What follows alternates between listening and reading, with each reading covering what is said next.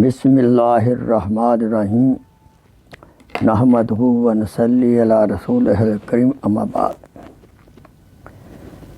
آئیے آپ کی خدمت میں حضرت ابو درداء رضی اللہ تعالی عنہ کی ایک عجیب دل ہلانے والی نصیحت ہے، وہ سنیں غور سے۔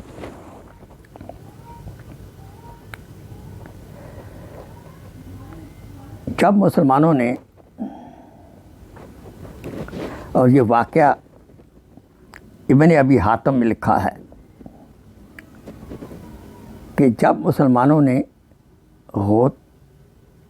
غوطہ میں محلات اور باغات کی تعمیر اعلیٰ پیمانے پر ضرورت سے زیادہ شروع کر دی، تو حضرت ابو درداء رضی اللہ تعالی عنہ نے مسجد میں کھڑے ہو کر فرمایا، اے دمشق والو سنو۔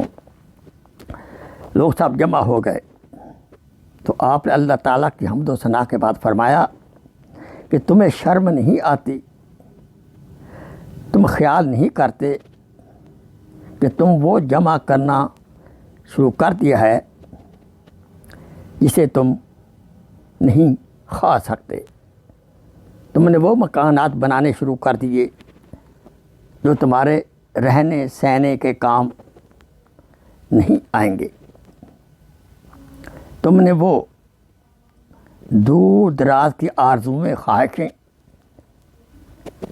شروع کر دیں جو کہ پوری کرنا محال ہے۔ کیا تم بھول گئے تم سے اگلے لوگوں نے بھی دولتیں جمع کر کے سنبھال کر رکھیں،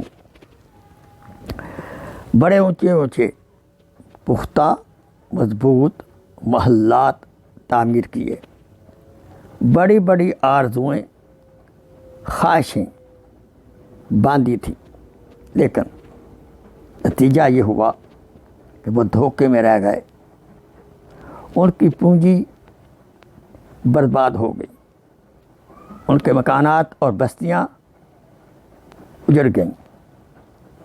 قوم عاد کو دیکھو کہ عدن سے لے کر عمان تک ان کے گھوڑے اور اونٹ محلات باغات تھے، لیکن آج وہ کہاں ہیں؟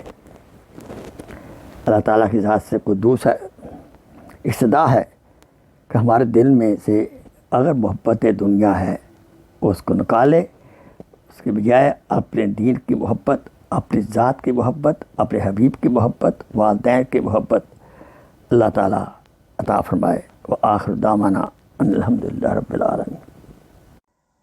Please share this video as a صدقہ جاریہ۔ جزاک اللہ خیر۔